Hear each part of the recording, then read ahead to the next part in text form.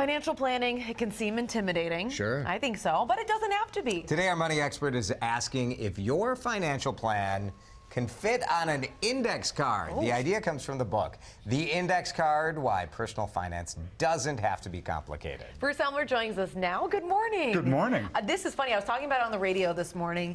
Someone was asking if index cards are even still around. They are. I still use them. I'm old school. I like them. I was used them for studying for tests, but I like the idea that you could bring them back in a way that kind of breaks your finances down. Yeah, so this story, I think this goes back to 2011. The authors of the book, I think it was a professor at the University of Chicago, came up with this idea that you just put key fundamental points on an index card and there you've got a financial plan. And it exploded and went viral and it got popular enough that then they wrote a book about it. So the initial premise, I've actually done that with prospective clients or clients. I've said, maybe on a legal pad, I said, okay, pay down your credit card debt, match your 401k at least till you, or contribute to your 401k to get the matching contribution, and here, take that and do these things, and let's talk again in a year. So I can understand the basic premise, Sure. But financial planning is an ongoing life process, and so complex lifelong process planning can't fit on an index card, and if it could, these guys couldn't have written a 250-page book about it. Right. It started with an index card, now it's a whole book. But the idea of having guiding principles, I think,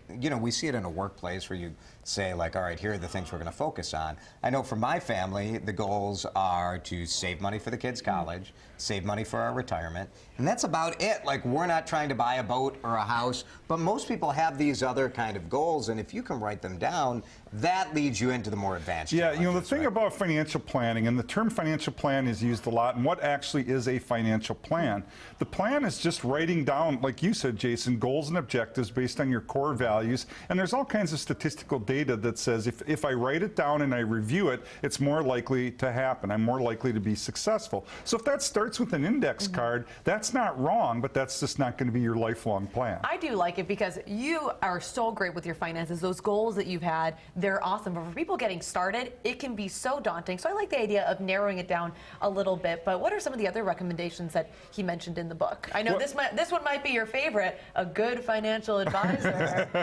Yeah, so even the authors that start with this this premise that it's so simple you can do it on an index card, they conclude what statistical data proves overwhelmingly, that people that use a good financial advisor do better than those that don't. And there's a lot of reasons why that's true. And I know some people will say, well, you can't be objective, you're a financial advisor. But this is factual data with studies done by people that aren't financial advisors. Is it because someone is judging what you're spending your money? Maybe not judging, but can see it, so maybe you don't want to spend as much? Yeah, well, I think it's partly that, but I think it's also advisors coach people. You know, you go back to the 2008 market retraction, everybody understands you buy low and sell high, but when the stock market's plummeting and fear takes over, then you want to sell. Well, you need an advisor to hold your hand or talk you off the ledge and say, look, we're not going to sell now, we're going to ride it out long term. Things like that. Coaching behavior is a big deal. Great.